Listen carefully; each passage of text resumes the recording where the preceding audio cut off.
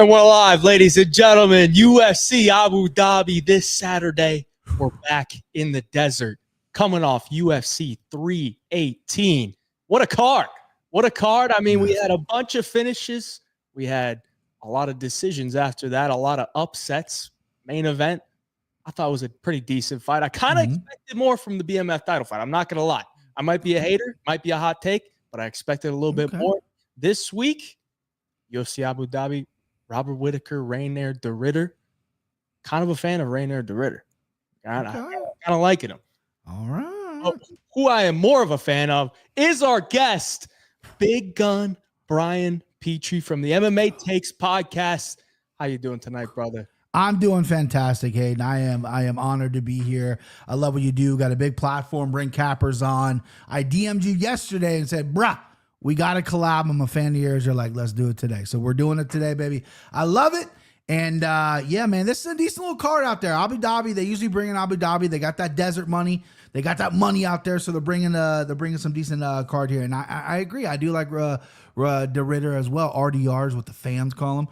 But yeah, we'll get there. We'll get to that main event later. But yeah, man, I'm excited to be here. Thanks for having me, bro. I appreciate it. Yeah. RDR is like the second DDP for me. It's like just I'm a big DDP fan. That's why it's the only thing on my wall right now. You can't see it, but I'll put myself full screen for a second. Look at that. Only guy on your wall. Big DDP fan. So, you know, the next guy that comes in that looks like DDP, he's got the weird rib cage, fights super awkward. Yeah. And then just goes out there and yeah, he's huge and goes out there and just wins fights somehow. Doesn't look pretty, but he wins fights. But before we get into the breakdown, we're going to allow some people to hop into the chat. Let's go chat. Yeah, the chat is popping. Chat is loving it. Loving the Big Gun collab right here. A lot of love. What's up, guy? Frank Guess, my guy. Collab is huge from PC. Let's go, Brian from PC as well. I mean, here, I told you I was gonna, share a little story. Yes. Before we hopped on here, I think this is the right time because the love is being shown for Big Gun. So I think this was December of 2023. Okay. John, so you're on John Anik's podcast. Correct. Yes. Most people should know that. If they know you, you're on John Anik's podcast. You're the main capper there. And John hit me up and he was like, you want to come on for a show, just like a one-off show? I was like, sure. So I'm like, I'm super nervous, right? This is John Anik. I go on the show. Don't think I really did that well. I was kind of stumbling over my words and whatever. I think I would do a little bit better now just because I've had more experience, live streaming and doing long form stuff. But I think I felt like I kind of botched it. Some people said I did okay, but I felt like I kind of botched it. And I went to the comments on YouTube, checked it out. Everyone was like, where's Big Gun? Who is this guy? Please tell me you didn't hire Big Gun and this is the new guy. Sure. I was like, dude, people must love BP or they must hate me. It might be a little bit of both, but I know that people do love you. So I love that, people are showing love in the chat and hopefully you feel that as well. Yeah, absolutely. Yeah, John hit me up. John's like, hey, bro, there's this kid or guy. I don't think he said kid. He's a guy named Hayden Iverson. I'm a huge fan of him. He does great work on Instagram. Check him out on Instagram. I'm going to have him on the show. I think he could be a great asset. Maybe we'll add him. We don't know what we're going to do. You're not being replaced, so don't feel like your job's threatened or whatever. But I just really like this guy. I want to work with him. I said, yeah, absolutely, dude. Cool. Come on. Whatever. More the merrier. I don't care. And I remember that episode you came on and, yeah, I mean, I don't remember if you did bad or good or whatever, but John hit me up, was like, yeah, I think we're going to, he's trying to add spice to the main event challenge this whole time. But obviously the indication is he has brought me up to you several times since then. So it's not like you botched it too bad because he keeps saying like, hey, jump on with Matty Betts, jump on with Hayden Iverson, home of fight. Those guys are cool.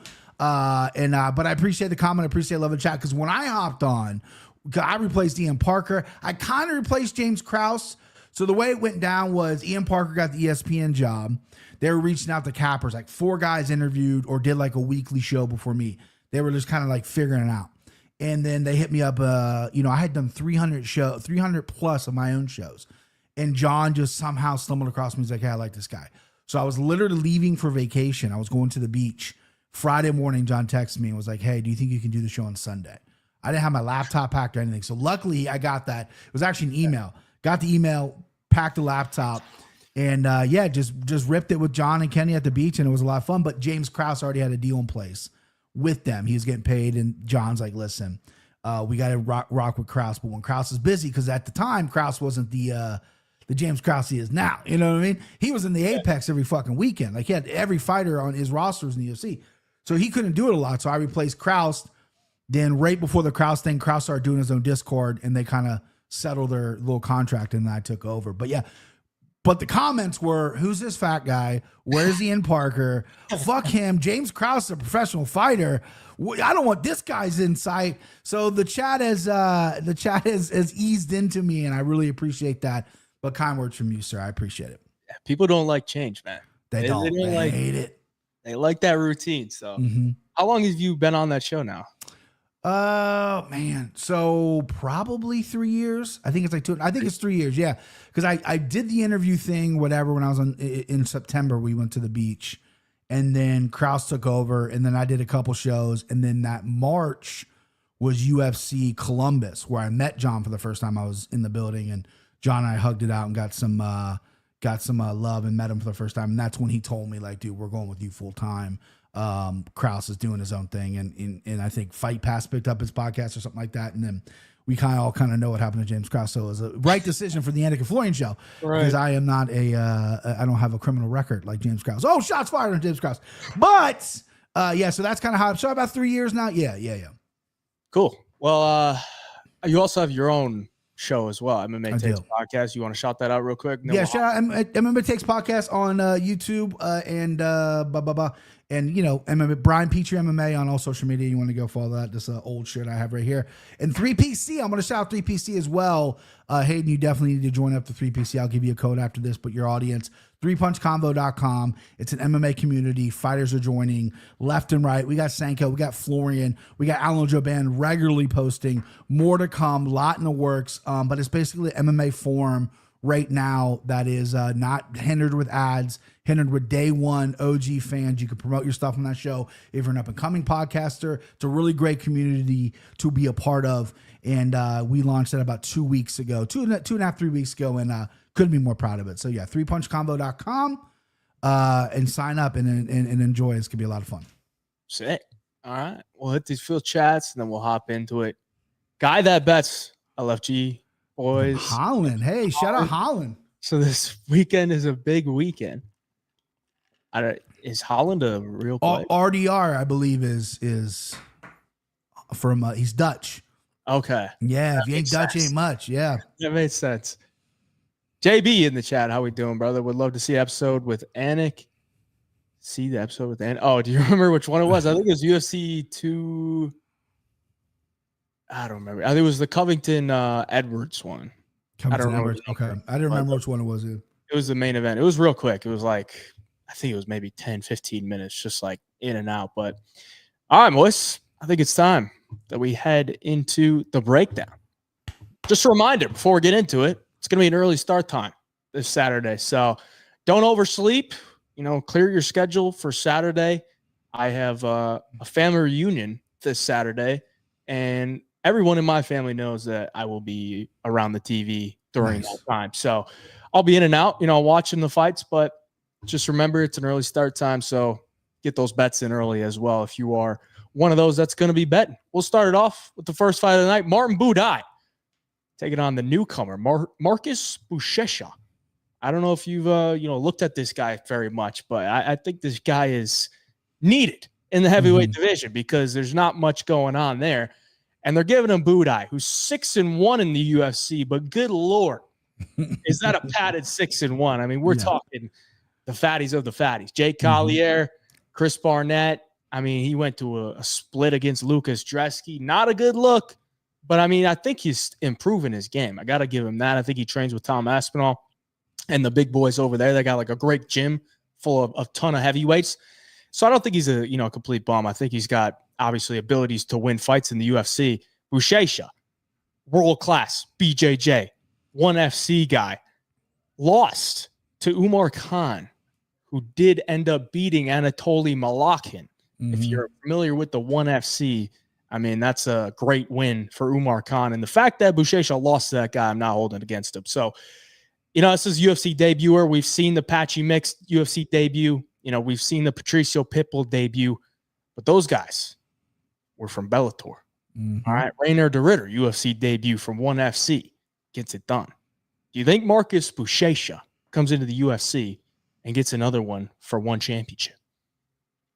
I want him to, right? I want him to. Listen, when I got into grappling in 2011, when I started watching it, this was the guy. This was the guy that was winning every gold medal.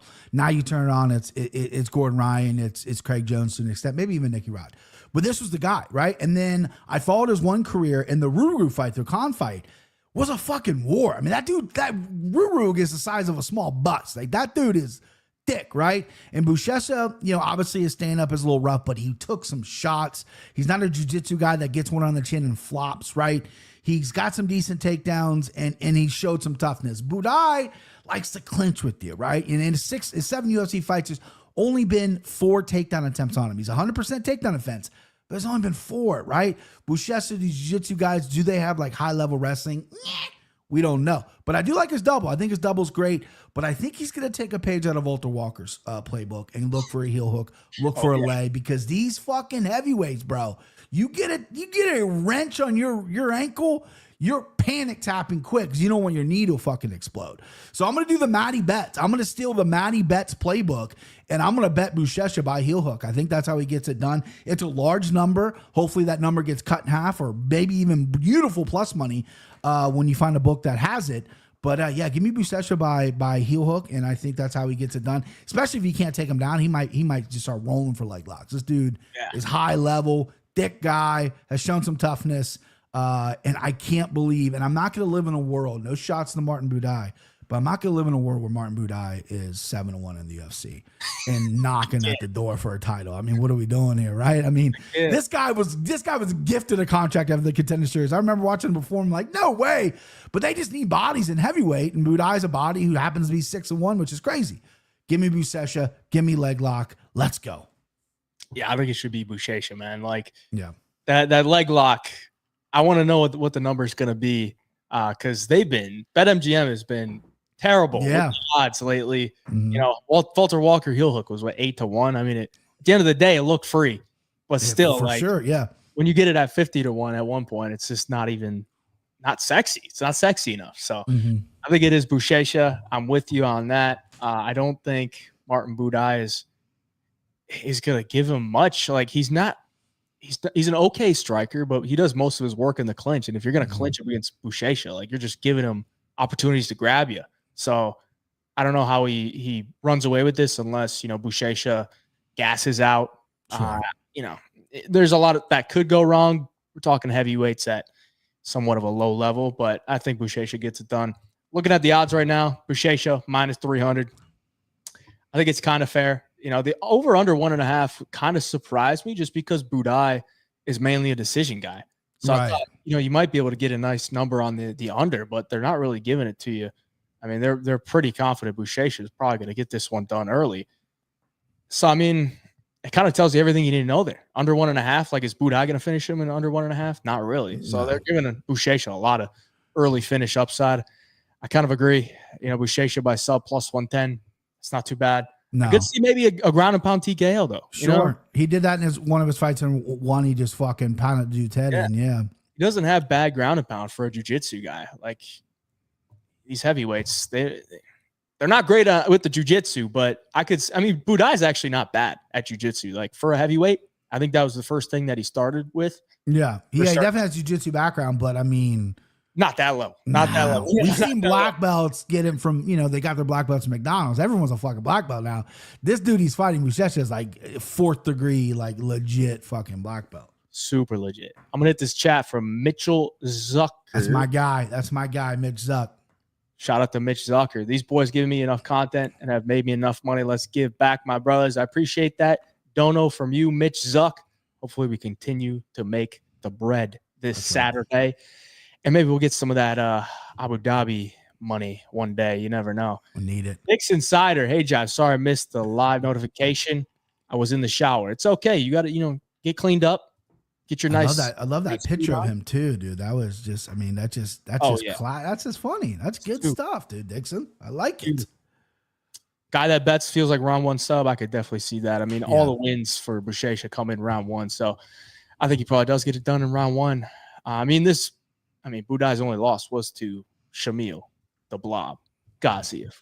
And he probably should have been TKO'd in round one. I think he got TKO'd in round two, like early on, and pretty much just gave him nothing. Zero resistance to the Blob. The Blob just blobbed on him. But let's get into the next one.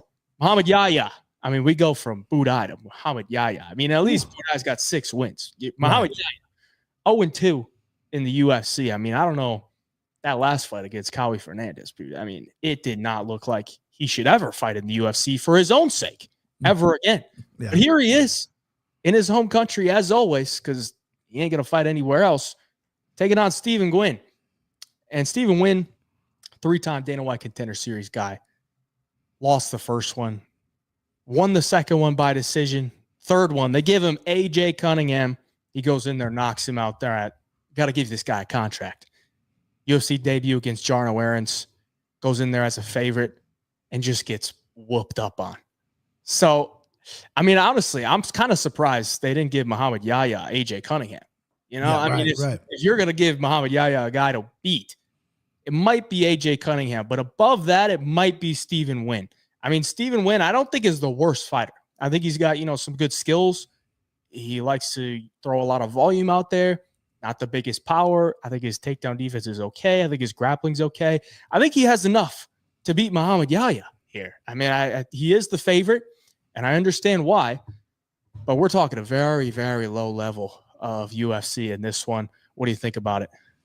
Yeah, so you nailed it on the head. It's very low level. I mentioned earlier that they're going to Dubai a lot because of the desert money. A prince, an unnamed anonymous prince, must have slipped a couple bills to Sean Shelby McMaynard to get this guy in the UFC. Muhammad Yahya is not good, and his Tapology picture has him having a belt. Like, where the fuck did you win that at, bro? Did you buy that? He's not good. He's not tough. He's not good. All his losses are by finish. I think besides one. Stephen Gwynn, again, his losses aren't aging well, right? I mean, Elon Cruz got flying knee on the Contender Series his first time out. That dude did nothing in the UFC. And then he gets a win over AJ Cunningham.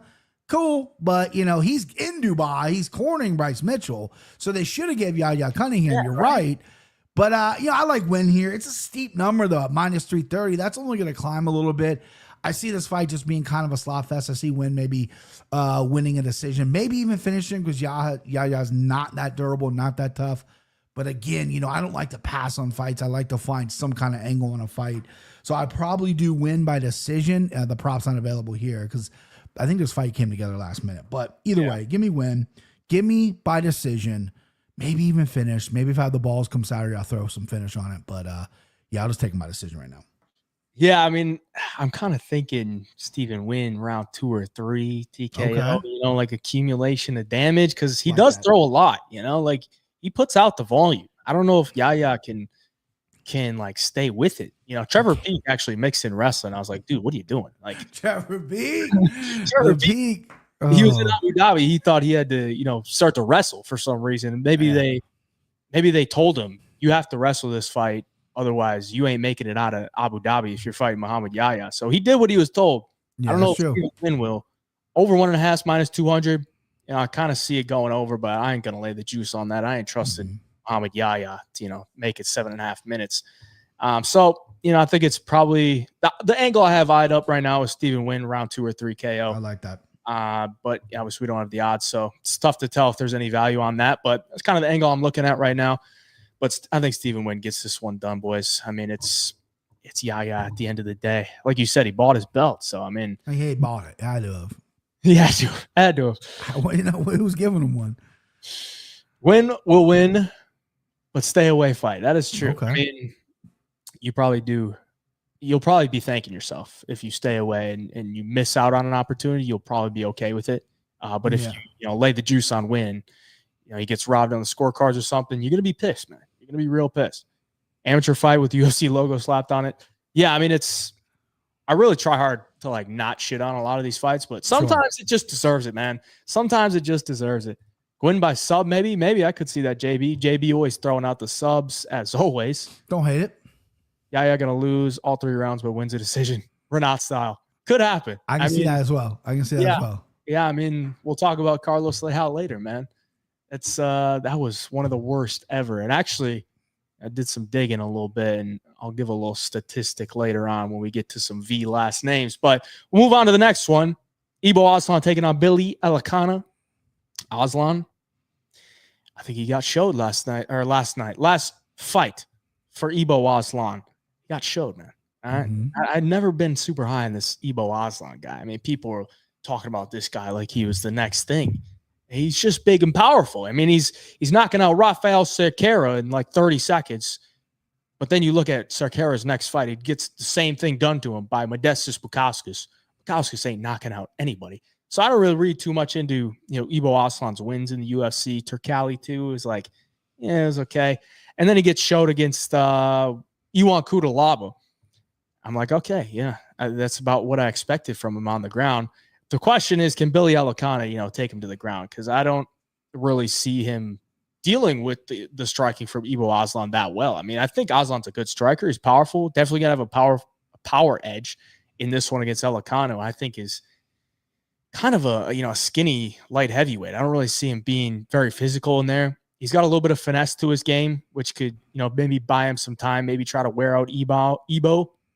But I don't really know if Billy can get this one done. He is the dog. He's about a plus 200 dog here against Ibo Aslan. I feel like it's Aslan, but I've never been a big believer in the guy. So do I want to back him at chalk? Probably not, but I think he probably wins. What do you think? Yeah, I agree with you. Aslan, he got a big pop the last time he was in this part of the world. He's from Turkey, the hair transplant capital of the world, but he got a pop, man. Like, he was a feature prelim, or he was very high in the card for some reason. This dude's popular over there, man. Like, people love him, but I agree. I think he's just kind of average. But Billy Elikana, this dude fought Bogdan Guskov, the Russian Anthony Smith. All Bogdan's got is a right hand, and the dude goes and gets choked out by him. So it's like, where's the IQ at? Where is your level at if you're getting choked out by Billy Elikana? But, is Ibo Aslan, I'm worried about the gas thing. I'm worried about this huge number next to his name. If I get to it, I'll probably play it by KO. I think that's a good shot right there. Get him by KO if it's decent plus money, if it's worth the squeeze. But I agree. Once this guy hit the scene and people were really talking about him, he's got a nice, pretty record. Everyone looks at it. You know what I mean? He was like 14-1 or whatever he came in or 12-1 whenever he came to the UFC. And I'm just like, not just kind of your average guy, but super popular. So give me Aslan, because Billy Elikana, again, there's someone in the chat that said it's the trap of the week. Listen, plus 215. I mean, listen, that's something you can look at on Billy Elikana. He can steal this. He could there he is, Dixon Sider. He can steal a decision here, but it'd be tough. He's going to have to put on performances of his fucking life. Don't know if he can do that. Give me Aslan. Give me him by KO as well. Yeah, I think Aslan probably wins. I was actually thinking about maybe looking. I'm going to pull the odds up real quick. Maybe looking at Aslan by decision. Okay. Sneaky one. Oh, a minus 170 by KO. Oof. Yeah, I know. It's pretty chalky. Yeah, I mean, tough. I'm not going to be playing that because I got to really know if I'm laying minus 170 on a KO. And I just don't know, because I think Billy's tough, dude. Like, he's never been knocked out. He's not a guy that really throws himself into the fire. More of a finesse, kicks from the outside, clinches a little bit. I just don't know that he does enough to, like, win fights. So that's why I'm kind of looking at maybe the Ibo by decision angle, just because, you're getting a minus 200 some favorite at plus 600 for decision. You probably get better later in the week on that too. Or maybe just fight goes the distance. I was also thinking the over, because I really don't think Aslan's just going to go in there and starch him. Sure. I just don't think Elikana is a guy that puts himself into, the problems like that. And Guskov, who we'll talk about later, big power as well. Elikana made it, past the 1.5 minute mark, I believe, or at least it was on short notice too. He just completely gassed out in that fight. Yeah. He had a good first round, and then round two, he just ran out of cardio, and obviously not a great look. But the guy's been to decision before. I expect him to have better cardio in this fight. So, if we're chasing some plus money on here, I'd maybe go with the fight to go the distance. I don't have any bets locked in right now, but I'm just trying to give you guys where my head is at. So maybe looking at a fight to go the distance at plus 300, maybe Ibo by decision at plus 600. Because like you said, I mean, they love him in that part of the world. He doesn't have an OV last name, but if you're a fighter from Turkey, there's going to be some Turkish people representing. Yeah. And I think he's got like 300,000 some followers too on IG. So crazy for a guy that's that low in like the heavyweight rankings. He's got a following, that is for sure. I've heard from a really good source, multiple sources who have went to Turkey to get a hair transplant, that the women in Turkey are gorgeous, which I did not expect. I was surprised by that. I would not peg Turkey as having just tens throughout the street working at coffee shops, but apparently they are. So good for Turkey. Shout out Turkey. Shout out to Turkey. I mean, the Eastern European women are usually pretty gorgeous. So yeah, man. I would assume the Turkish Delight. Ebo gonna give Billy a Turkish Delight. Is that his nickname? I'm pretty sure it is, right? Turkish. I mean, if it's not, it has to be now. I mean, that's fucking. That's good. Parlay Prince is in the chat. This card is gonna have a disgusting amount of upsets. The last Ottoman is his nickname. Change it to Turkish Delight. Yeah. Get this last Ottoman. Get it out of here. Give me that Turkish Delight. I'm with it. I'm with it. Dr. Peener in the chat as well. Dr. Peener. We got a ICU urologist in the chat. Shout out to Dr. Peener. Good afternoon, gentlemen. May everyone's traps be popping. Nice. Thank you, Dr. Peener. Not traps. Traps and triceps are both popping. Fucking like this, you know what I mean? My doctor that delivered me, right, back in 1986, his name was Dr. Wee Wee. No joke. That's a true fucking fact. That's a true fact, Dr. Wee Wee. How do you not change that? I don't know. And it's got to be an Asian name, right? Yeah, I believe I don't remember the man, but I believe he had to have been Asian. Yes. Okay. That makes sense. You know, can't imagine a white dude being named. No, it can't be. All right, let's get into the next one. We got some women's MMA. Amanda Hebos taking on Tabitha Ricci. I don't know what to say about Tabitha Ricci, but I can say one thing. That last performance put me to sleep because it was at like 8 a.m. where I was at in Florida, because that was the McCall card. And it started at 3 a.m. for us. And I was up all night with my newborn, who was like a month old at the time. And I'm like, you know what, honey? I'm going to take the baby tonight because I got to stay up anyway. So it was just me and her on the couch for the whole morning. I didn't go to sleep the entire night. It's 8 a.m. and I have to watch Tabitha Ricci whiff shots for 15 minutes against Yan Xiaonan. And that made me not want to watch the main event, which was Petrie and Davison Figueiredo. So I'm a little pissed at Tabitha Ricci right now. Amanda Hebos, on the other hand, falling on some hard times. But I do believe at 115, it's a better weight class for her. And she's going to be a lot bigger than Tabitha Ricci here. I think she's going to have a little bit more volume than Tabitha Ricci. And when I say volume, I mean punches that actually land. You know, Tabitha Ricci likes to whiff the air a little bit. I think she could beat Tabitha Ricci, man. I think, you know, the judo and the grappling is probably going to negate each other. And then I think it's on the feet. And I know Hebos isn't exactly, you know, the most durable girl, but if Tabitha Ricci's throwing her punches at the air, unless it's some swift breeze that knocks down Amanda Hebos, I think Hebos beats her on the feet. So I'm leaning towards Amanda Hebos here. What do you think about this one? So I got a strong take on this one. So I don't know if you know, Hayden, but like my calling card for my show is I know chicks. You know what I mean? Your boy knows chicks. And I picked this on the Anakin Florian. I'm going to rock with it. I think Ricci is the underdog, and she's the wrong underdog. I don't think she's the underdog. I've never been super high on Amanda Hebos. I think she's chinny. I think she's been flopping up and down weight classes. I think her grappling's okay, but it can get her in trouble. Her fight IQ is lacking. I know they love her at American Top Team. And you're right, though. Those China cards, when they put them on Chinese time, and we got to wake up at 3, 4 in the morning, and Tabitha Ricci landed 15 strikes in a 3-round fight against Yao Xiaonan, which was supposed to be a really good fight. It was a big step up in competition for her, and she threw out a dud. I'm gonna go ahead and say it was the time difference. I'm gonna make an excuse for it. That was a time difference. Not like she lights up the scoreboard when she fights, but she's pretty active. She's quick. She's active. She moves a lot. Takedown defense is getting better. But I want her hands to be better. I mean, she's dating in a serious relationship with Callum Walsh, who's an up-and-coming boxer. They train in LA together. I believe it's primarily a boxing gym. She rolls around and does some jiu-jitsu with Mackenzie Dern a little bit. But I want the hands better. And I think she's going to showcase that this fight. Problem is her arms are like this long, right? So you got to really learn how to close the distance. You got to get your feet in there. Hayden, you're a boxer. You really got to maintain your distance. It might take a round or two to figure that out. If she does, I like it. I like Tabitha Ricci. I might even go to the window and go Tabitha Ricci by split decision, because I do think it'll be a very close fight. But give me the plus money. Give me the split decision. I'm not a Hebos believer. And I guess I believe in Tabitha Ricci. Let's do it. I'm glad we have some disagreements, because it seems like every week when I do these lives, it's like we're always agreeing on every single fight. Sure. So it makes me scared.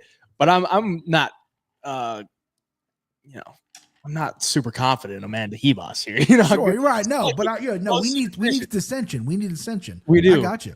It's a fight that goes to this. Tabitha Ricci has screwed me many times when the fights go to decision. We're talking Angela Hill, Tisha Pennington.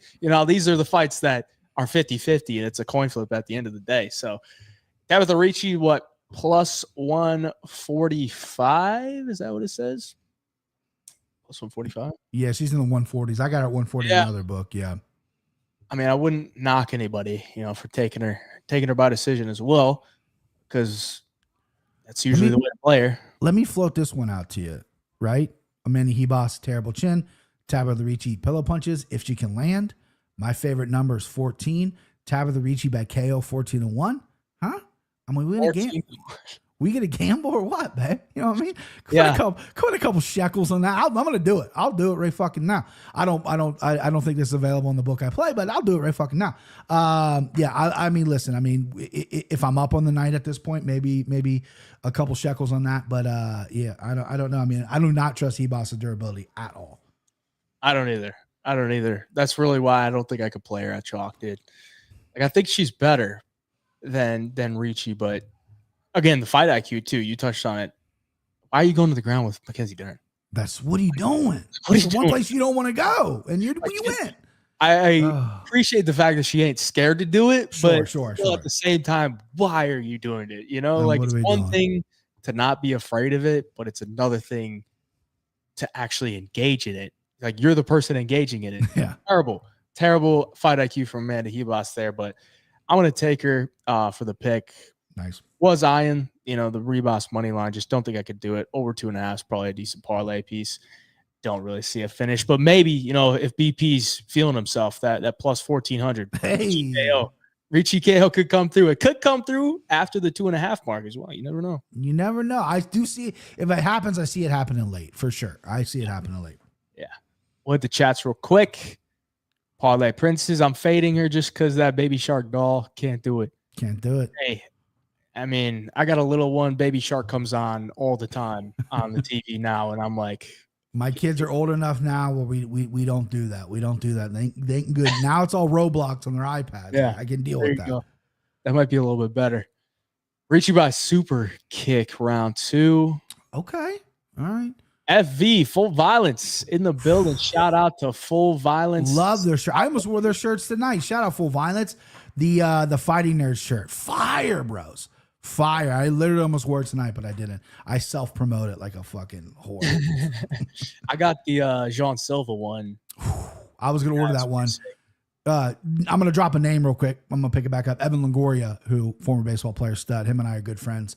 And I sent him that John Silva shirt. I said, dude, this is my next purchase. He bought it. He owns it. Loves it. John Silva is a fucking dog. Yeah, I got to get some more shirts. Full Violence, you want to send me some shirts, hit me in the DMs. Hit him in the DMs, I love the fighter shirts because, we the don't have... The one was really dope too. The send one, everyone had him in the crowd. This past week, those are dope too. I think Theo Vaughn had one on. Yeah. All of them are good. We don't have jerseys in this game, which I kind of hate. Mm-hmm. And I'm trying to decorate, my office in my basement. And I'm like, do I really want to get somebody's shorts on my wall? Just have somebody's underwear hanging on my wall. Right. I went posters. I'm the same way. I went posters. So, but yeah, they used to have I spent $145 on those Reebok jerseys when they announced it, right? Yeah. And I got a double XL, right? I'm a big fucking dude. You know what I mean? The goddamn thing was a medium. I couldn't even wear it. So I put it on my door, but it was a Conor McGregor one, and he's not a good guy. So we had to take that one down. Take that one down. Yeah, you have to explain why he's in the news to your kids. I guess. Right, exactly. All right, we'll get into the next one. How many prelims we got left? Oh, it ain't gonna scroll. 2 after this one. Damon Blackshear taking on Davy Grant. Damon, the myth, the legend. I don't know if you've seen that. That's in his Instagram bio. I saw that. I was like, okay, I'm with that. Damon, the myth, the legend. Coming in here as the favorite, taking on Davy Grant. Damon's on a 3-fight win streak. He's looking good. Davy Grant, looking, I wouldn't say looking old because he's still doing his thing at 39, but he's still old. But I don't think it's like a 39 where he's just way past his prime. Like, I still think he puts on solid performances. Obviously, coming off the win to Ramon Tavares, UFC Tampa. I was there in attendance. Absolute masterclass from Davy Grant. Masterclass. And then he has a fight with Daniel Santos. Santos pulls out. So now he's getting a fight here against Damon. I think it's a tough fight, but I don't think it's unwinnable, man. Like, I don't think Damon is a guy that fights with the best fight IQ. That's one thing with Damon. I think this guy's an amazing grappler, but doesn't always use it. And when he does strike, I think he's improving his striking. I thought he had a great striking performance last time out against Alatang Haley, but it's Alatang Haley, man. Like, sure. He's not really a striker. He's got decent boxing, but he's also very short. Davy Grant uses a ton of footwork. He's in and out, switching stances, throwing a ton at you. I think he could give Damon some problems on the feet, but he's got to keep it there.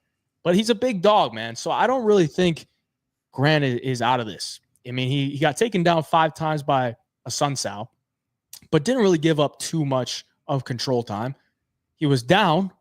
He had a point deducted in round 3, and then he gets the inverted triangle or the reverse triangle. Oh, yeah, that's sick. Crazy submission. I had that as my submission of the year. Unbelievable stuff to submit a Sun Sal in that way. It was his last fight. But he was actually coming off a win, so I don't think his Sun Sal was like completely washed by any means. So I think Davy Grant at plus money here might make it for me. I just have never really been I've been a believer in Damon. I actually bet on him in his UFC debut against Yusuf Zalal. He's up 2 rounds and then gasses out in the 3rd. And they give Yusuf a 10-8. So it was a draw. So I've always thought Damon is good, but I'm not a guy that really wants to back him at heavy chalk against a guy that I actually think is very serviceable. So I don't know, maybe you could talk me out of the Davy Grant side, or maybe you could make me make a bet right now. But what are you thinking? So Damon, I mean, he's very talented. You nailed on all the good points, but he has 7 losses for a reason. That fight IQ crumbles when he gets a little bit of tired. His last fight, he wanted to show his striking, even though he dominated the grappling. He's taking shots where he looked kind of hurt. His body language was weird. He got the win, but it's like, what are you doing, my guy, right? Davy Grant, 39, right? The most English-looking dude I've ever seen. His name's Davy Grant, which is great. Oh, yeah. It should be Benedict Featherbottom. I mean, this dude is English to the core. He walks out drinking tea, but he's a fucking legit dude. I completely forgot about him. He was in The Ultimate Fighter, did okay, and I didn't even realize he was in the UFC anymore. I watch every fight, and all of a sudden I'm like, oh shit, Davy Grant's here, right? I put, not Matty Betts money, but I put quite a bit of money on Jonathan Martinez over David Grant a few years ago. And I was like, lock of locks. I'm on my Instagram just flexing like free money. And David Grant fucking slapped him. You know what I mean? Like, what are we doing here? David Grant's got a vicious left hook. 39 at this weight class. There's always statistics where you're like, 39 at these low weights always get a little dicey or whatever. I think this fight could be easy for Blackshear for sure. I think he is sticky. I think his grappling is good, especially when he's on top. But it just doesn't seem like he makes fight easy for himself. And David Grant is definitely not an easy guy, no matter what age he is or whatever. He's got a solid chin. He's got solid grappling as well. Won't give up on himself. He's a vet of all vets. Plus 245 for David Grant, I can get there. I think I'm going to get there. The chat likes Davy Grant. You're flirting with him. You know what? I'm all in. I'm going to take Davy Grant. How is he get it done? That I don't know. He could clip. I mean, Blackshear, he does have some power. Plus 700 right there. 7-1 on your money by David Grant KO. That wouldn't be that'd be interesting. But if I'm going to pick anything, it'd be David Grant by points. I think he can maybe get him done in a decision. But yeah, give me Benedict Featherbottom to get it done. I like this guy. And plus 245, I think it's just such a good number. Yeah. I think Blackshear fights to the level of his competition sometimes because he went to a real close fight with Bautista.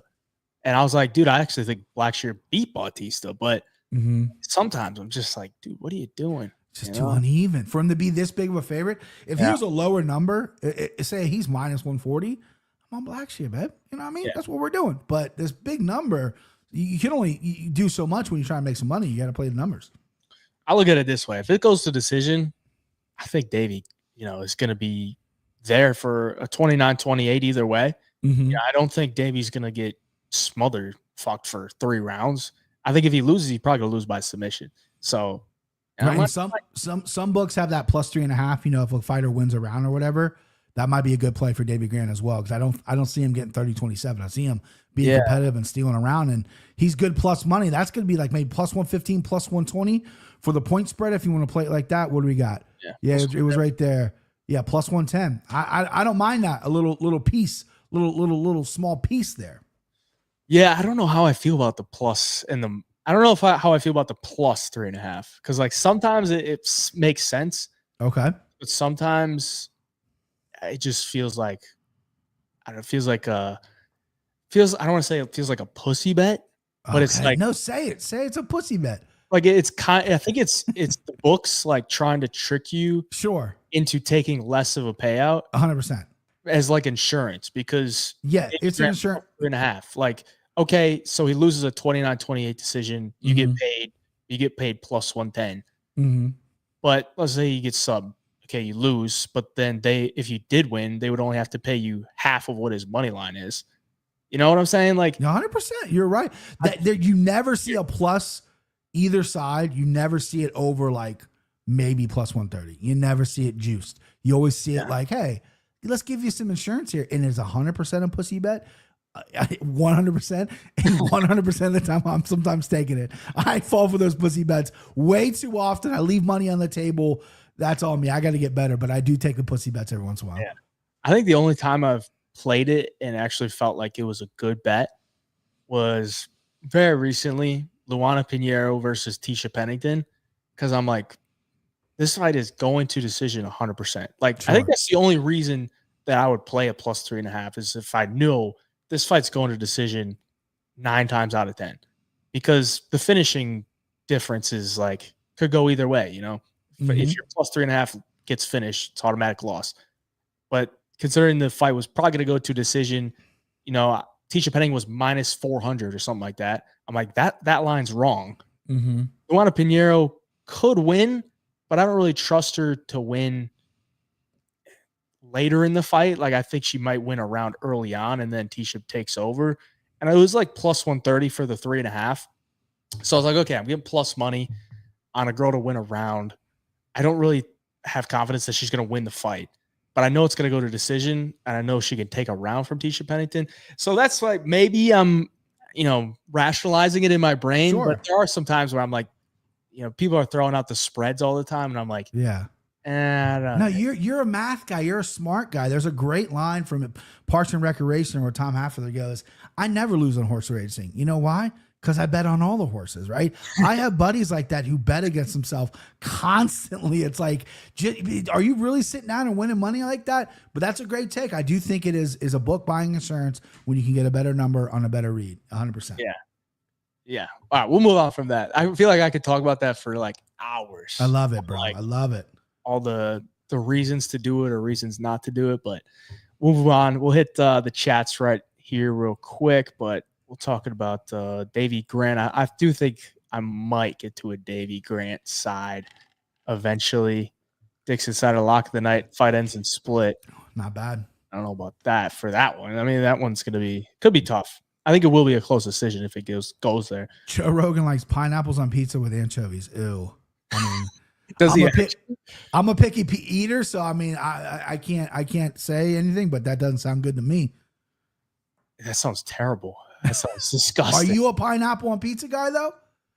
Not really. No. Like I'm not a picky eater though. So like if it's on the pizza, like you're like whatever. I'm like, yeah, I don't really care. But no, I sent him back. I eat like anything, man. Like if it's, I wish I was like that, bro. I have a buddy like that. The only thing he doesn't like is olives, but he eats everything. I'm too picky. I'm such a little baby. The only thing I can't really do is spicy food. Just like I like a little spice. like why would I want to put myself through pain? Sure. Not crazy hot, but I like a little spice. A little bit, but not much. Sure. All right, move on. 2, the first OV of the night. And before we get into this, Big Gun. Yes. I got to ask you a question. Absolutely. Right. What do you think the record of fighters whose last name ends in V is in Abu Dhabi over the last 3 cards? 3 cards. Okay, so let's say fights. There's been 16 fights. Just okay. guess. I was gonna average that about 18 fights. So 16 fights. The record. I mean, let's go 14-2, bro. Let's get crazy. So over the last 3 cards in Abu Dhabi, fighters whose last name end in OV when they're fighting another fighter whose last name does not end in OV, 16-0. Haven't lost. 16-0. That's and crazy. if you extend that further, over the last 5 UFC cards, fighters whose last name ends in V fighting a fighter whose last name does not end in V, 25-1. Golly. 25-1. And the only fighter to lose in that 25-1 was Makhmed Muradov versus Kyle Bahalio.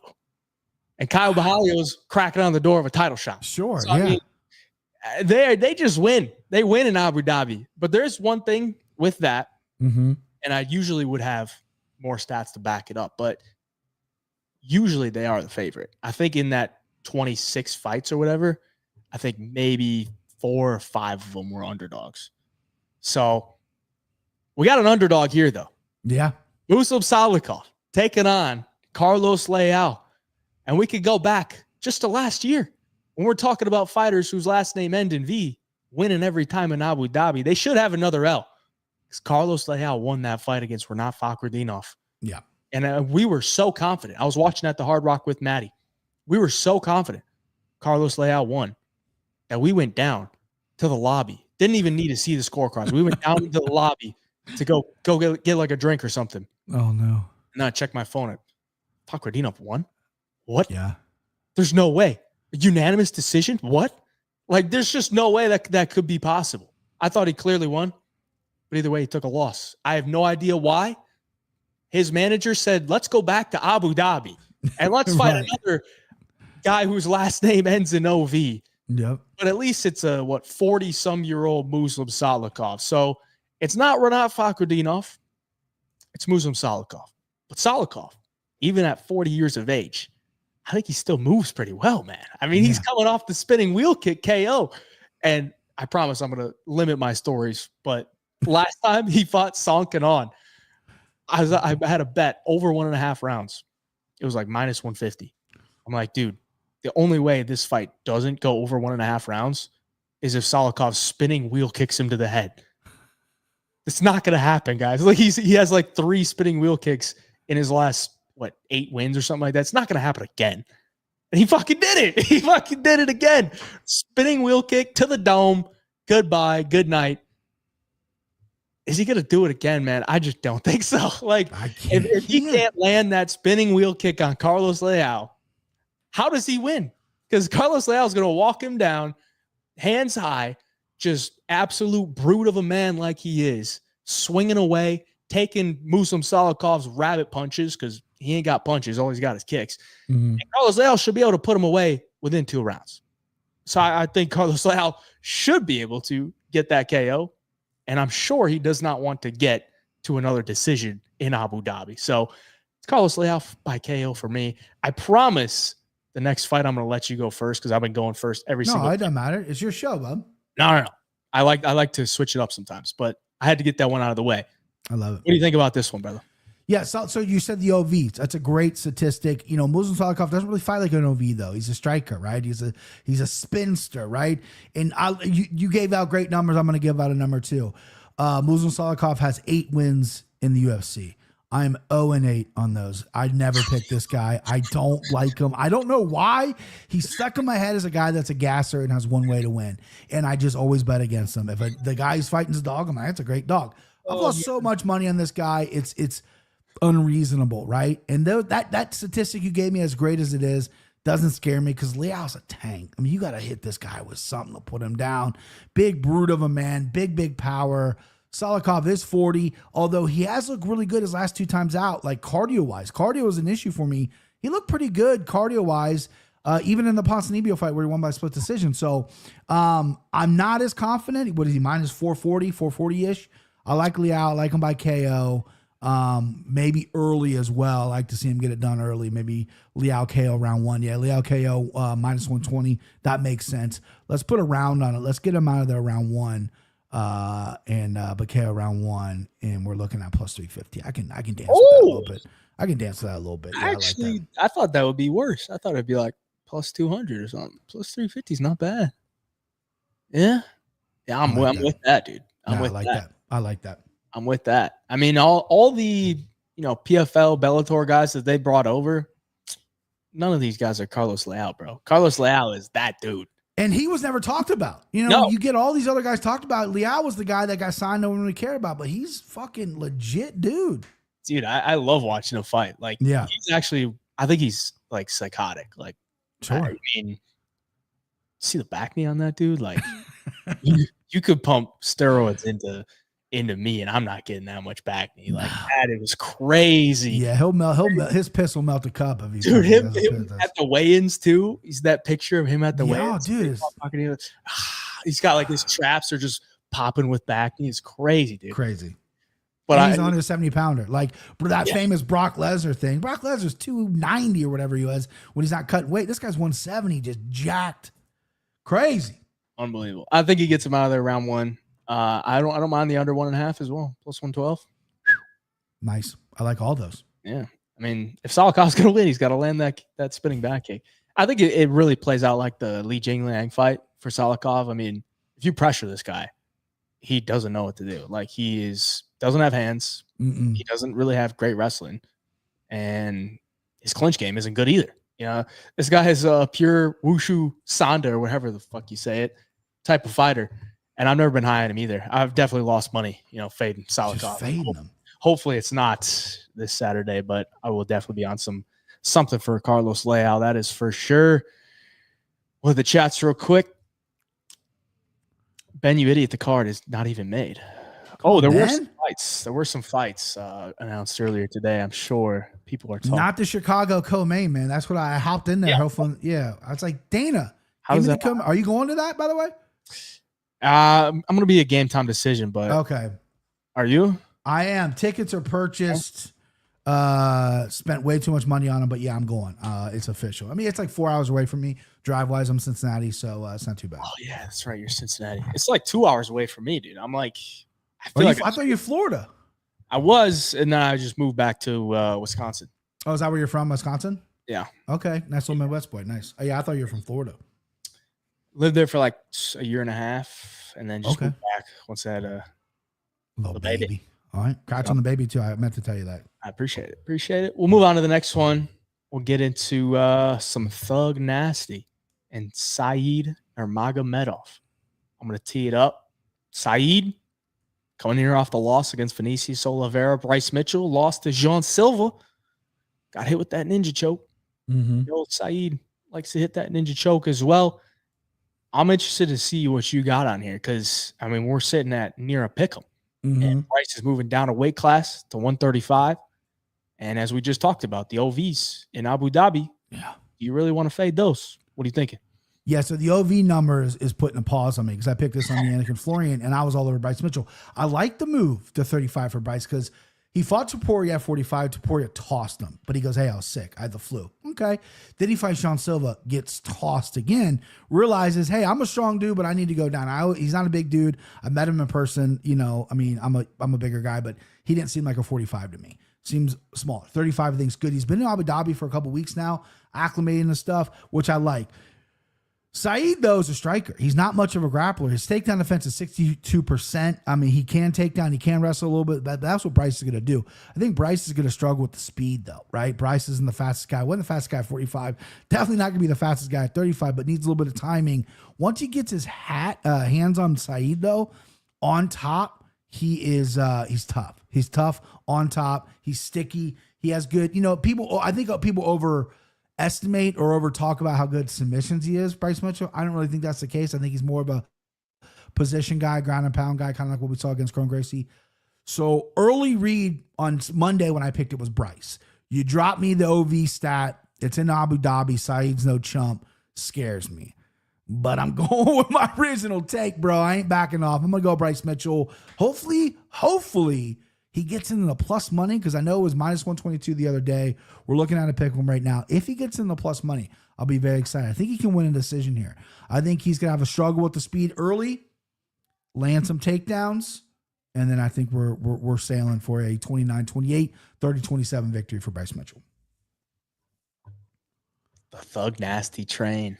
I don't know. 130, so he went up. Damn, he went up a little bit. I think there's some love coming in on Bryce. I looked at it on Sunday. I think he was like plus 105, and I think some love coming in for Bryce Mitchell. Shout out to Trin Daddy. That's my guy, Trin Wolf. What's up, Trinny? Love you, bud. In the chat. Is that a thumbs up, or is that what is that? That's a Simpsons thumbs up. Yeah, yellow skin thumbs up. All right, my monitor's like a little bit far away, and I sure should be wearing glasses, but I haven't worn them ever.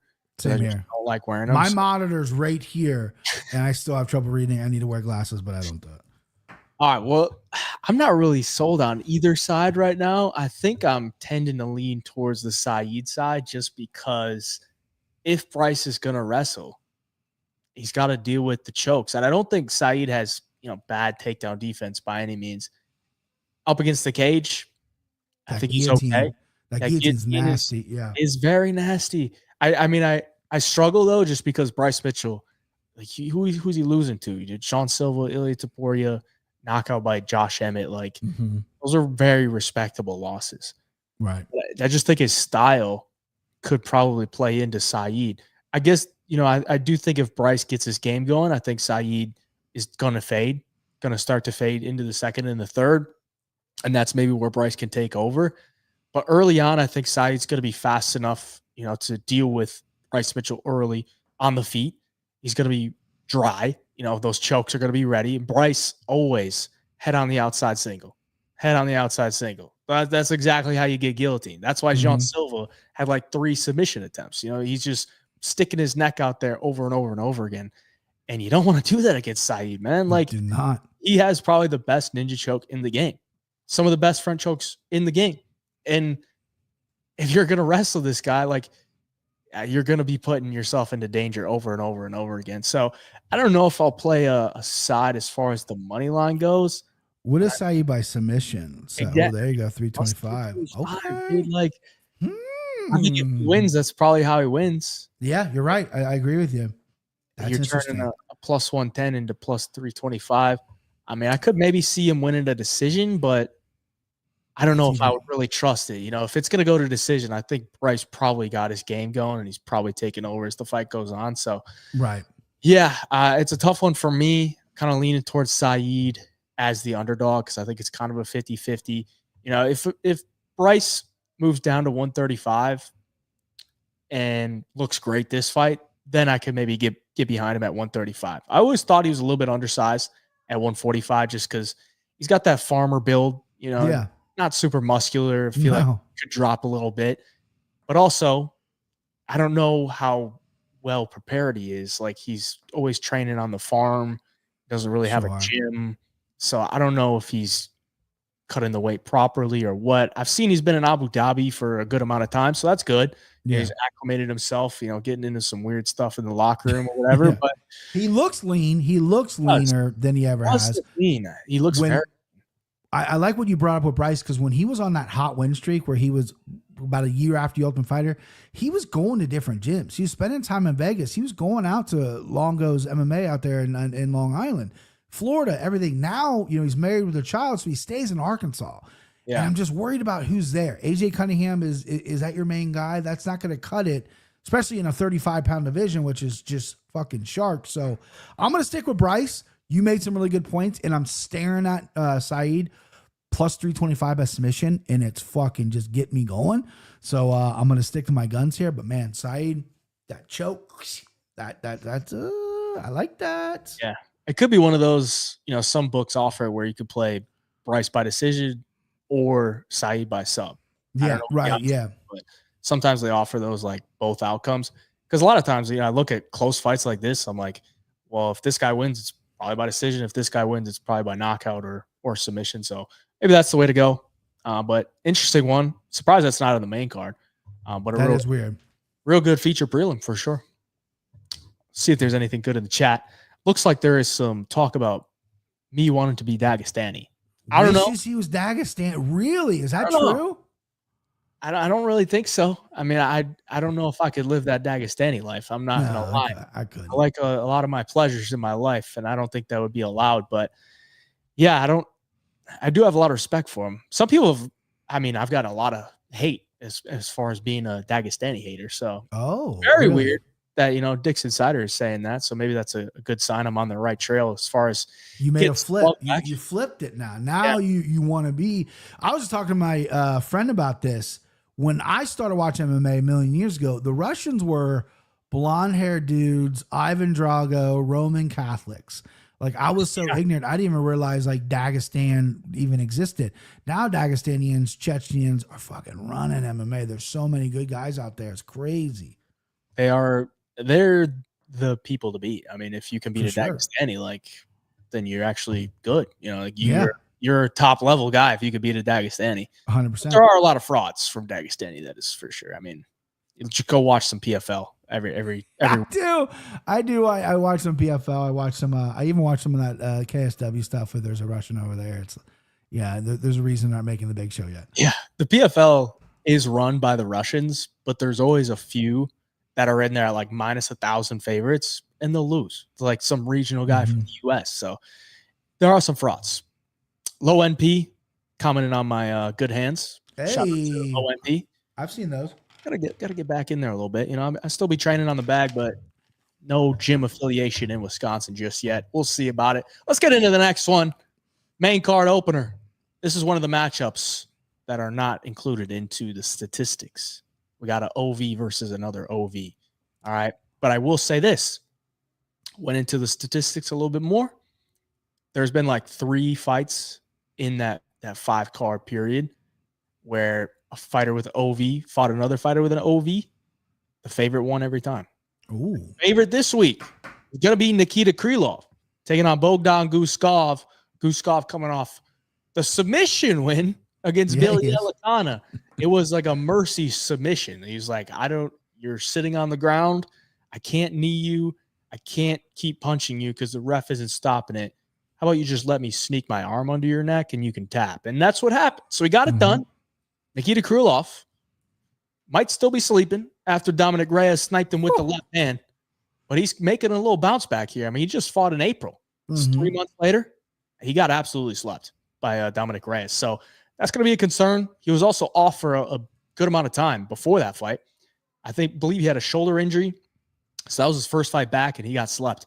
So this could be the fall off of Nikita Krylov. And Guskov is kind of one of these guys where I'm like, I don't know if he's good or not. Like he's knocking out Ryan Spann. That's cool.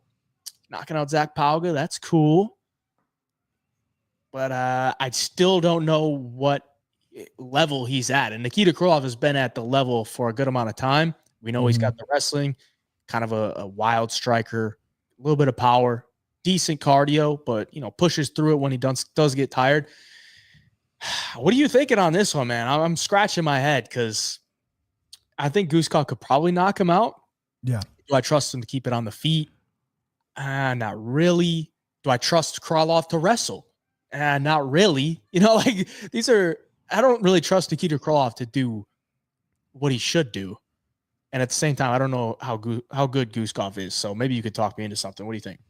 Yeah, I'm nervous that Nikita Krylov, I mean, this guy's only 33. If someone put a gun in my head and was like, how old do you think Nikita Krylov is? I'd say 51. I mean, the guy's been around forever. He used to fight a heavyweight. Now he's a 205. He's got 40 professional fights that we know of. Who knows what was going on back in the day, if they even recorded any fights.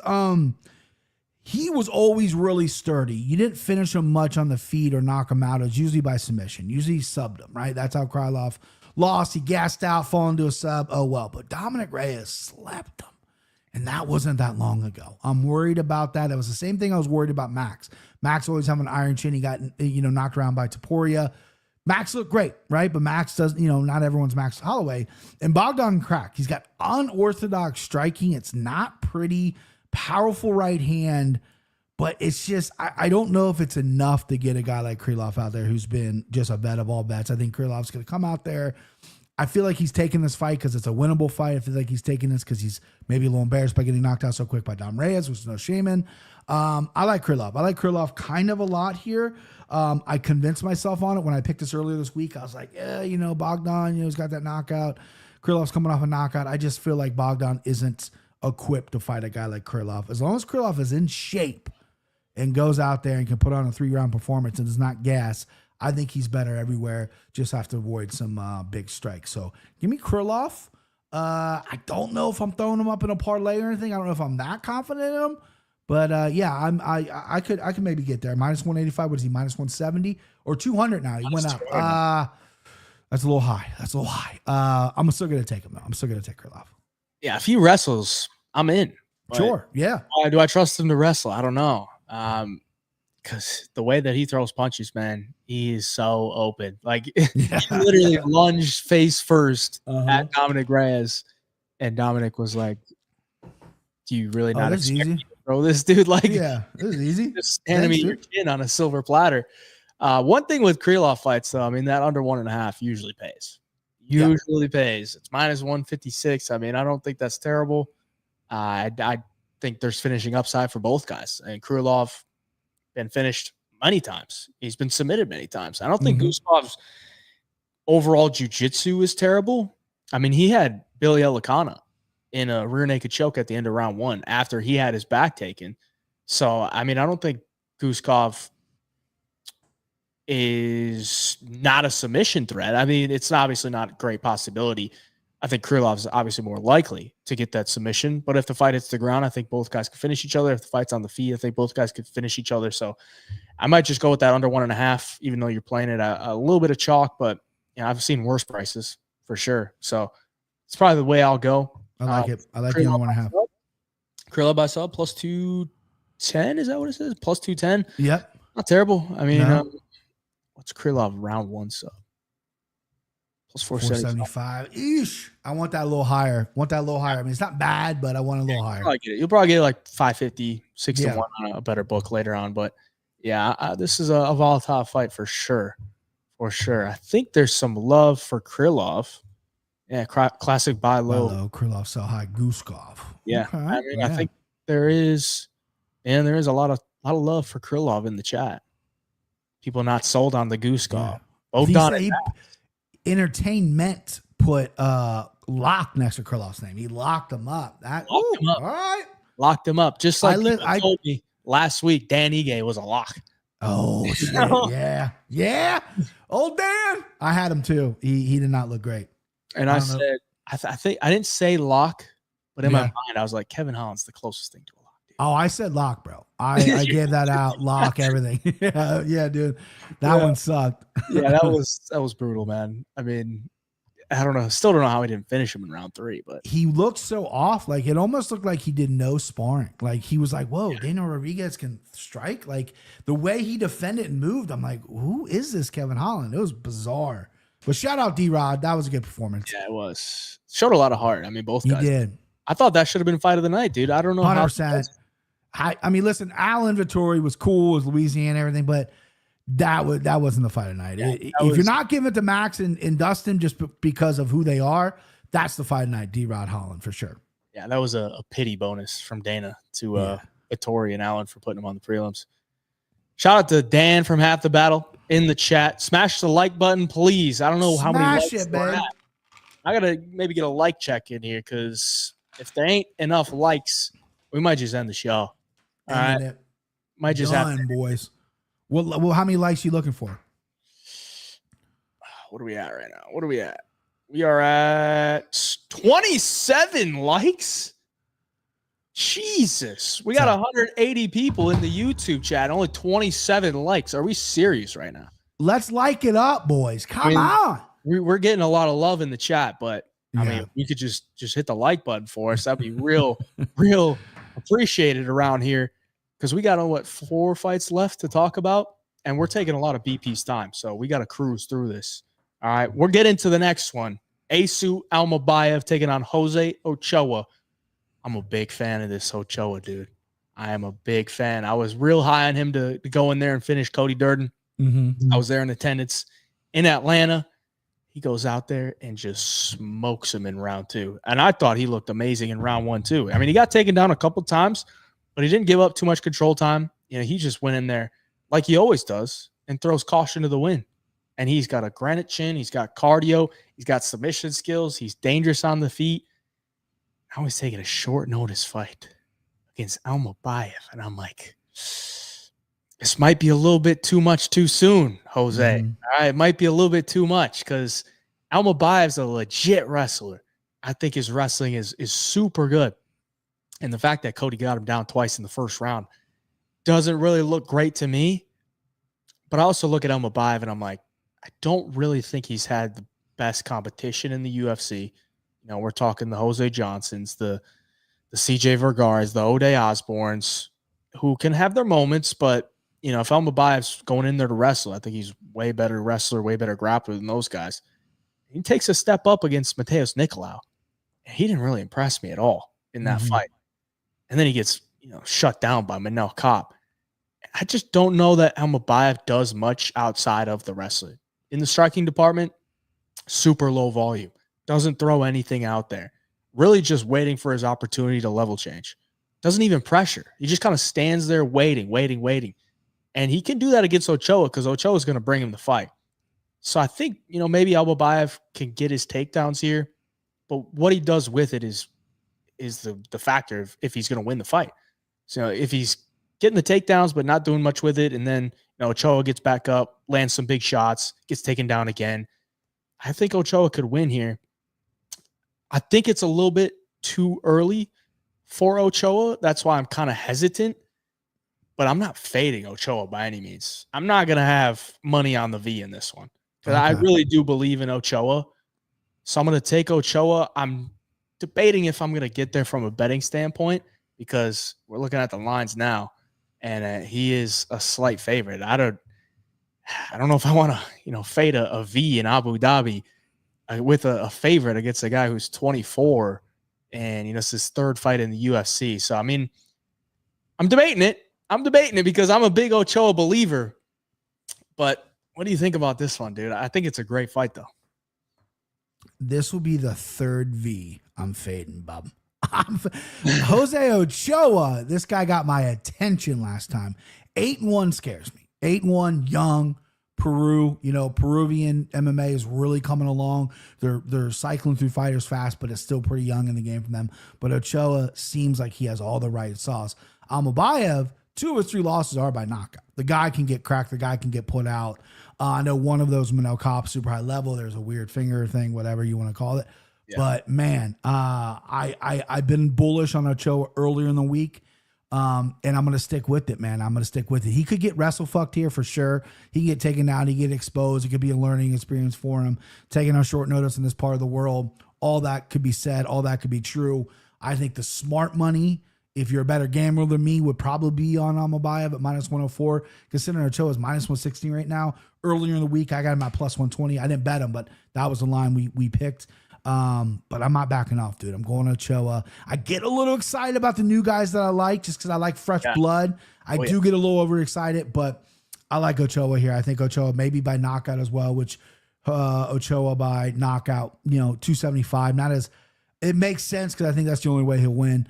So give me Jose Ochoa by knockout. I'm gonna get a touch of money line. I'll just take him straight by KO.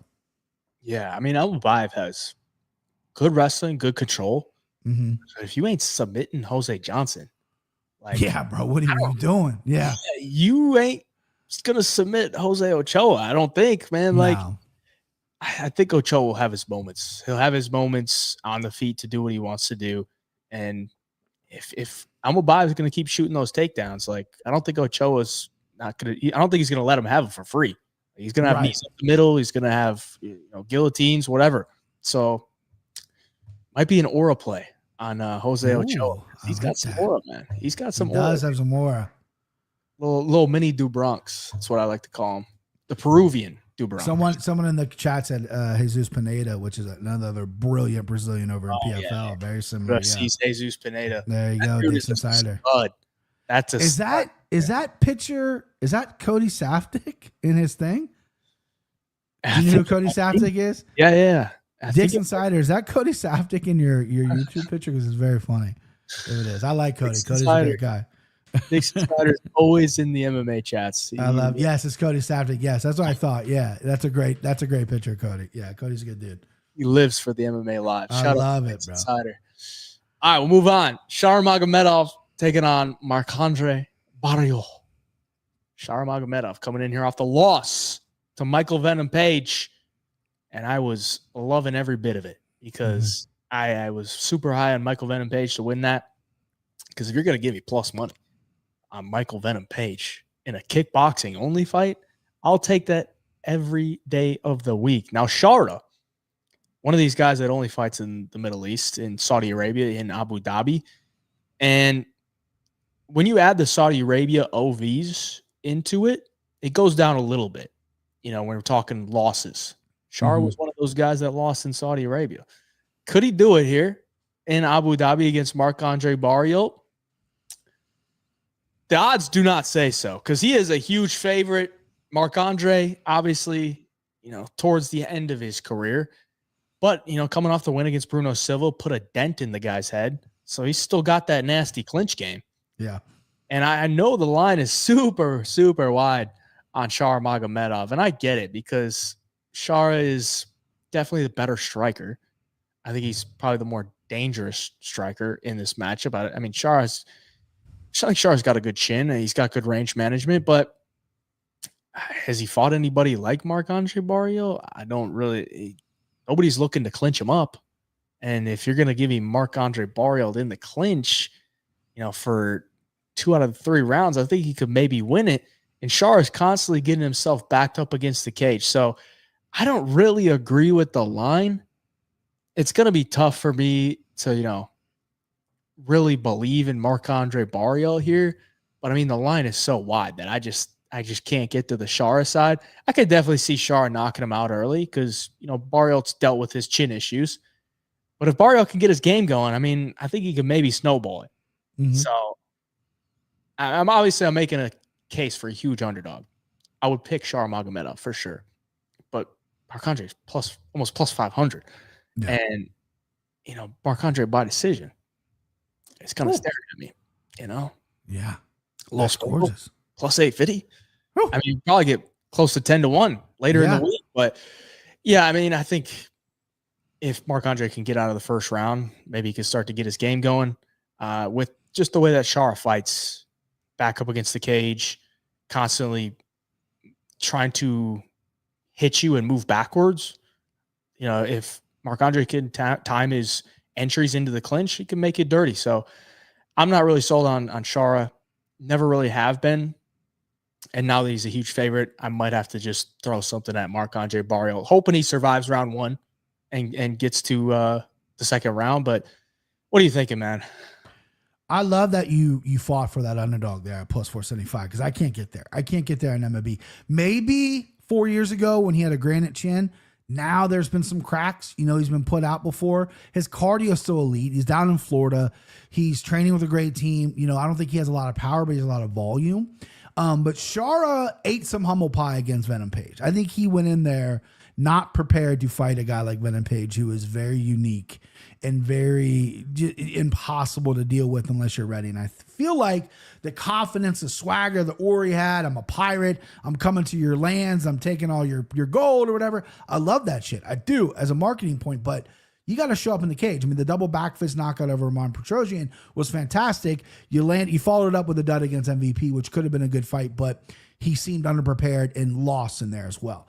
I think this is a good matchup for him. However, minus 650, can't get there. I got to go Shara by knockout. Minus 145, that's what I'm going to play. I have that in a parlay. And I might do Shara by knockout round 1 as well. I think he clips him. I think he gets him out early. Shara's got some decent kicks, some decent spinning stuff. Not the best hands in the world. His boxing isn't the cleanest in the world, but he does have some power from both sides of his stances. Give me Shara by KO. That will be parlayed up. and then give me round 1 KO as well. Maybe we'll sprinkle on that, which Shar in round 1, might plus 200, Shar round 1 KO plus 250. Okay, yeah, a couple little shekels on that. I'll take that. That's exactly what I thought when I first saw the matchup. I was like, Char's gonna knock this dude out real quick. Yeah, and then that might be the fault sometimes of like making all this content about the fights. Is like, all right, I want to be prepared. I'm gonna go watch some film. I'm gonna dive deeper into it, and I'm like, you know what, MAB might have a chance to win this one. And then come Saturday, he gets knocked out round 1, and you're like, why did I overthink that? You know, why did I overthink that? You know, and then in the first comment you read is some guy who will only say something after you get it wrong, like, what an idiot. Where were you at before? I'm predicting the future, guy. Yeah. Where were you at before? Exactly. I love that. I love it. I love the mud. I love when people come after me. It's fun. Yeah. I'm still getting comments on my videos from last week. You really bet against D-Rod? What? Like, oh, it's great. Dude, yeah, like fuck off. Yeah, get out of here. Yeah, I mean, I think Char could definitely knock him out round 1. Was my initial read, but reading into it more, you know, when I see the line like this, I'm like, okay, give me a path for MAB. Sure. I don't think it's a path that's unrealistic. Like, I think it could play out. Obviously, yeah, absolutely. Round 1. So I was looking at Barrios by decision just because it's huge, and also I was kind of thinking maybe Shara by decision just because we're in Abu Dhabi. You know, if Shara does get to a decision there, can I really trust the judges to give it to MAB? You know? Yeah. And it's plus 225. I mean, Shara's finishing Tricoli in round 3. Right. That's a good point. Yeah. He's going to decision with Olashaychek. I mean, Olashaychek's very durable, so I understand that. And then, you know, if he doesn't land a spinning back fist, double back fist against Arnold Petrosian, it's probably another decision win. I've just never really thought the guy had big power. Obviously, if you hit somebody with spinning back fist, or if you hit him with a knee or a head kick, like, they're probably going out. But I never really thought his hands were really that powerful. So no, maybe the over 2, over 1.5. But, you know, that's definitely relying on Marc-Andre Barrios' chin, which is tough. It's tough. It's tough nowadays. Back then, you could rely on it. Yeah. But now it's tough. Yeah, I remember first seeing Shar Bullet on Reddit, right? And there's a picture of him just looking jacked as fuck. And they're like, dude, this is the one-eyed dude coming to the UFC soon. He's a badass.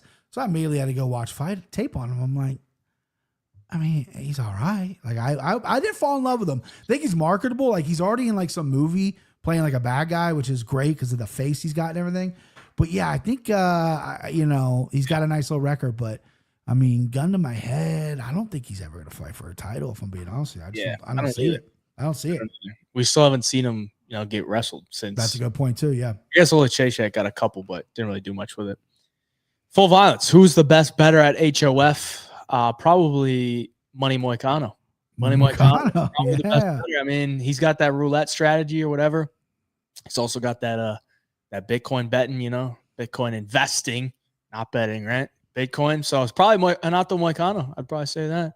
Nice.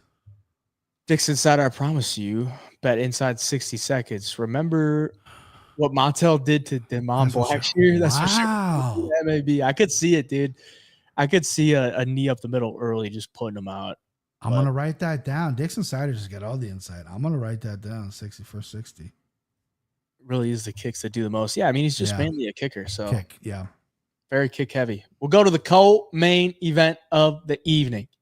We got Petrie Yan taking on Marcus McGee. I don't know why they made this matchup, but if it was offered to Petrie Yan, I'm sure he's like, okay. And if he was offered to Marcus McGee, I'm sure he was like, hell yeah, I want to fight Petrie Yan. I'm 35. Yeah, I'm undefeated in the UFC. I got to make some run real quick. So I guess that's why it's made.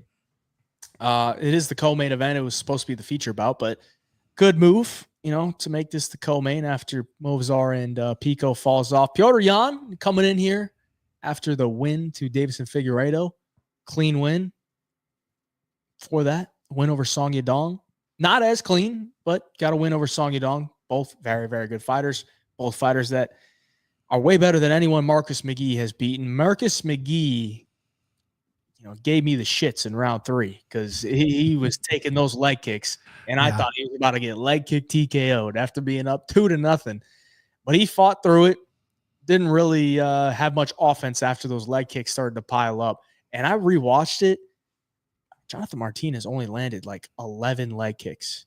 Like those, I know Martinez got some nasty leg kicks, but you assume a guy that's like walking around like that probably got hit with like 30 leg kicks. It was only like 11.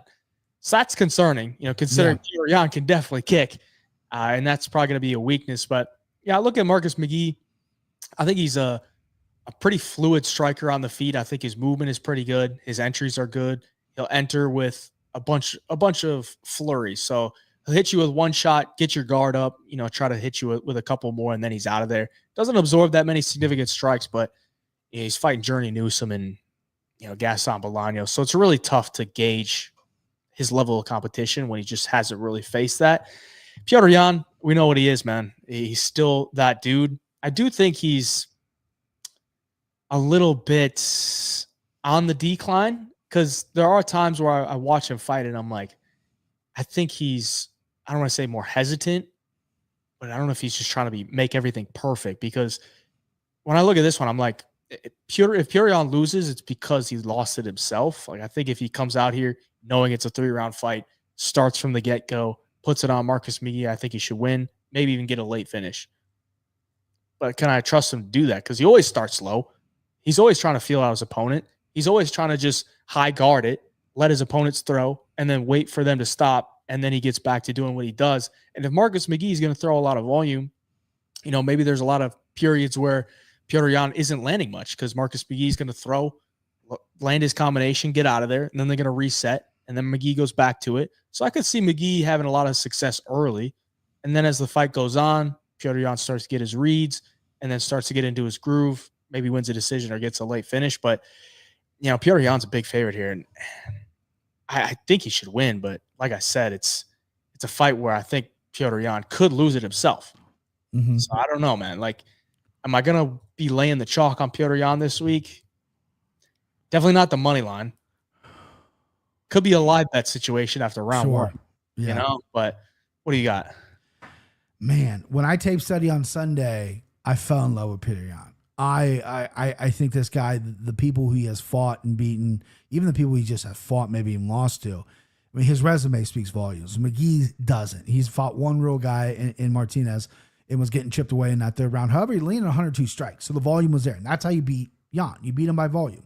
Yan starts slow. This is only 3 rounds. This isn't 5. So he's got to get on that horse a little sooner. And the one thing everyone's asking is, why would Yan take this fight? That's what I'm asking, right?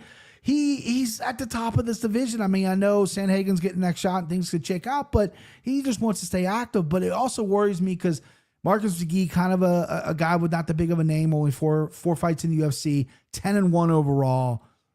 Is Yan going to be even up for this fight? Is he going to be ready, right? This isn't a main event. This is a co-main event. He's very arrogant. He's very confident in himself. He doesn't speak English, but this, Serbian, I believe he's from Serbia, this dude fucking is feeling himself a lot. But I do like his skills, man. I think he's a legit guy. I think he can kind of win everywhere. I know Trin loves Marcus McGee. I'm going against him. I'm going Yan here. -415 is very, very high. I would take Yan by the points at -150. I don't think he finishes a guy like McGee. I think he's got solid chin. He's got a big old man face head. I think he's going to be able to take some shots. But yeah, give me Petr Yan. And I kind of see Kenny Florian's kicking my ass this year in the main event challenge. Kenny Florian's fucking red hot. And he put $400 on McGee, who's a significant underdog. Dang. And that worries me because Kenny's been fucking red hot. And I texted him after the show. I was like, $400 on McGee, huh? He goes, dude, I really think he gets it done. So that threw some pause in me, but I got to trust myself. I'm going to go Yan by points, -150. Take it. That's bold from Kenny. Wow. Dude, yeah, I couldn't believe it. I mean, he's plus 300, plus 315 now. Wow. I mean, I did expect the line to grow on Yan just because people are going to look at Yan and they're going to be like, who's Marcus McGee? Parlay him, bro. Like, I'll take Petr Yan all day. I just don't know if I could trust Petr Yan at -415. I do think if he wins, it's probably a decision. maybe play like the round 3 or decision for Petrie Yan, because if he gets this game going, I mean, the way that McGee was looking round 3 with those leg kicks, man, I did not like it whatsoever. No, yeah, you're right. McGee by points could definitely be the move, though. Plus 425. Maybe get plus 500 later in the week, but I think he could definitely steal rounds early. Just depends if Petrie Yan's waking up to the task, right?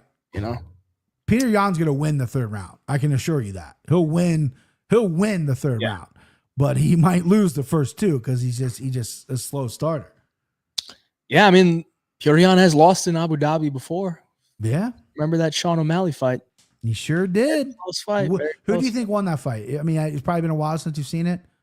Yeah, I mean, I think I actually do think O'Malley edged it a little bit. Me too. But I also had O'Malley by decision in that one. So, so green color glasses. Yeah. No, I was a Sean guy. I have a group chat with some buddies and they hate Sean O'Malley for whatever reason. And I've been on him. I said, this dude's going to be future champ, guys. I mean, you know, and then that fight was obviously set him up for the title. And they just were like, there's no way he won that. They claim biggest robbery in the world. I don't think so. I thought Sean got that one. Close. Yeah. Very close. I thought he got it. Yeah. Very close. All right. That brings us to the main event of the night. Main event of the night. Before we get into the main event, we're at 71 likes, boys. 71 likes. We got 186 people watching on YouTube. We need 100. We need 100. We need 100. Right now, 100 right now, ASAP. We're at an hour and 30 on the live stream. The least you could do is drop the boys a like. But let's get into the main event here. Robert the Reaper Whittaker taking on Rainier de Ritter. De Ritter getting the Whittaker test. If he wins this, title shot's probably up next after the Hamzat and DDP fight. Maybe he skips the line over Imavov and Kyle Bahalio, who just, I guess, refused to fight each other. Who knows? But Rainier de Ritter staying active. 2nd round TKO over Bo Nickel. I rewatched that today, and it is just, it's absolute cinema. Mm-hmm. You know, I'm never one of these guys that is all about these hype trains. Like, people be like, Bo Nickel's like second coming of Jesus. See, I'm opposite. I'm bro, I bought a Bo Nickel shirt. I was in. I was in, bro. I was in, dude. Dude, yeah. I mean, I guess it's just, I also just never really been a big fan of Bo and the way he carries himself. Sure. Kind of like cocky. And I'm like, dude, you're on main events or main cards of pay-per-views and you're fighting nobodies. Like, thinking you're hot shit because you go in there and finish Cody Brundage by sub in round 2. Like, I'm not really with it like that, but it did give me a little bit of joy seeing Rainier de Ritter put him out. I'm not going to lie. But Bo Nickel aside, Rainier de Ritter, X1 FC champion, massive for the weight class, fought at 205 in one championship. And he is going to come in here with one thing on his mind, and that is to get Robert Whittaker down to the ground. And we saw last fight for Robert Whittaker. Got taken down by Hamzat, got his jaw snapped. But this ain't Hamzat, man. This is Rainier de Ritter. I don't know if Rainier is up for the Robert Whittaker test, but considering I've been a Whittaker fader in the past, faded him with Dricus du Plessis, everyone told me I was an idiot, that Robert Whittaker was the absolute lock. I'll never forget that because I was in Vegas for that fight card. And like, everyone was just like, Robert Whittaker's like, it's the easiest money as ever. Like, you're never going to lose. He's not going to lose to Dricus du Plessis. Like, this guy looks like an idiot, gassing out against Derek Brunson, but still getting the finish. He just was a joke. And I was like, no, DDP is a physical specimen. He's going to go in there and he's going to bully Robert Whittaker. And he did just that. And ever since then, I'm like, my read on Robert Whittaker is true. He does not like physical fights, man. He's an ex-welterweight at 185 who's a finesse striker from the outside. Very good striker. Very good striker, good timing. But I don't really think he has the biggest power, man. Like, unless it's Ikram Aliskerov, like, who's he knocking out? Before that, I think his most recent knockout win was like 2017. And this ain't Ikram Aliskerov, dude. This is Rainier de Ritter. I think he could do similar things to Robert Whittaker that he doesn't like, which is being physical, being in his face, dragging him down to the ground, putting him through hell on the ground. But I don't know if I can really trust it, man. Like there's part of me that wants to believe in DeRitter here, but there's also part of me that, respects Whittaker's overall game. I think he's a true veteran where he's going to come back from a loss and he's going to look better. So I think there's a lot of respect for Whittaker that's maybe holding me back from the DeRitter side, but give me your take on this one and maybe you can sway me one way or the other. Yeah, I wish I was following you or knew you when you were all over DDP, because that was my second biggest loss ever. I was so confident in Robert Whittaker.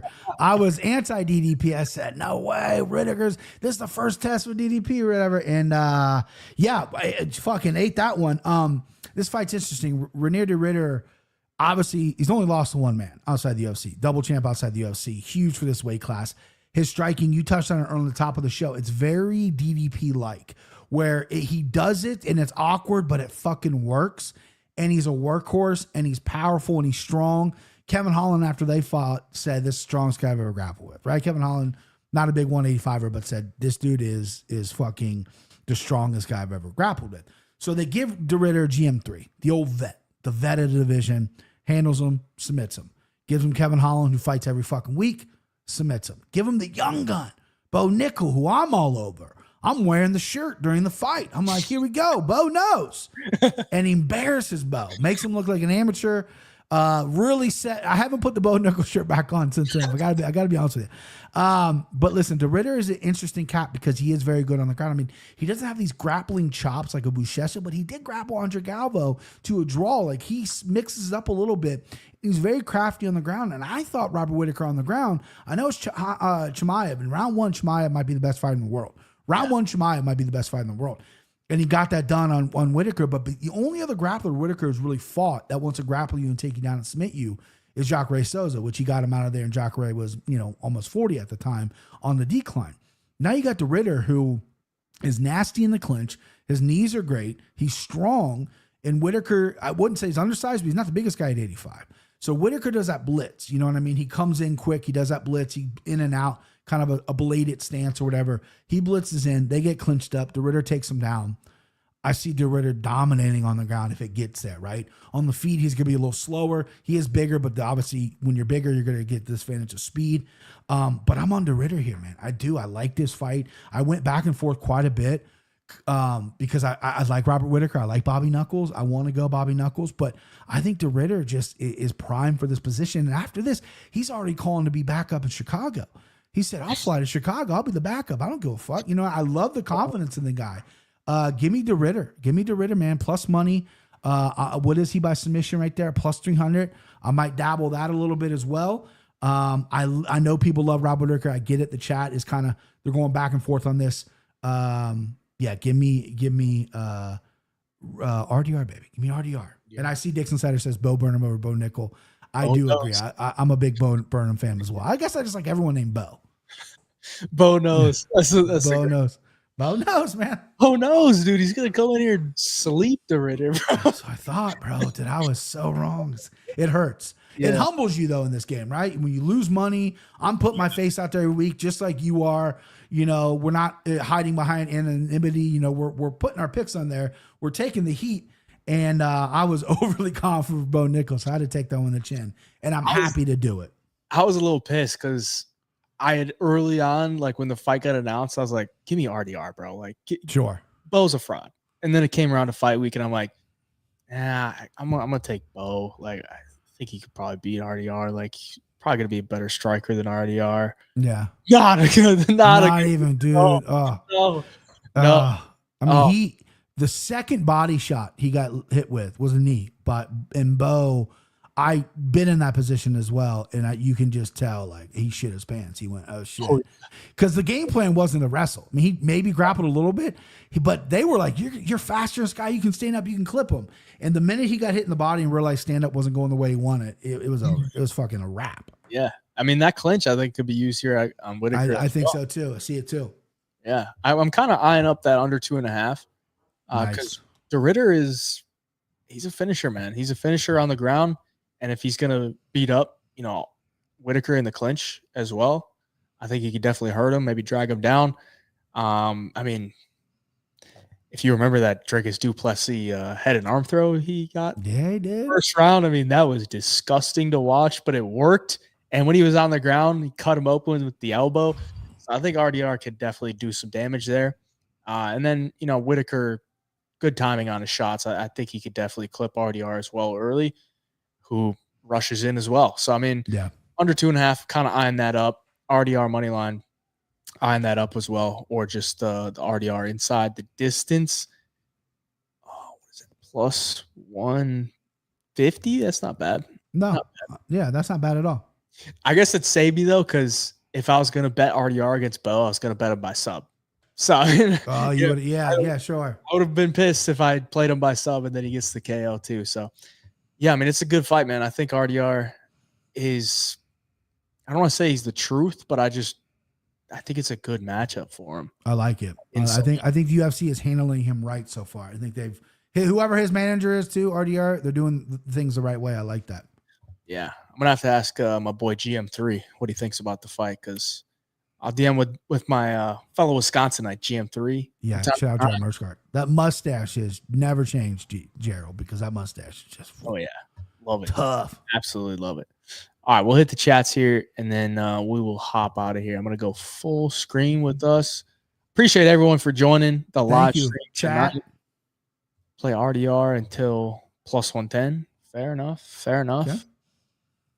RDR by sub and a cycle piece. Ooh.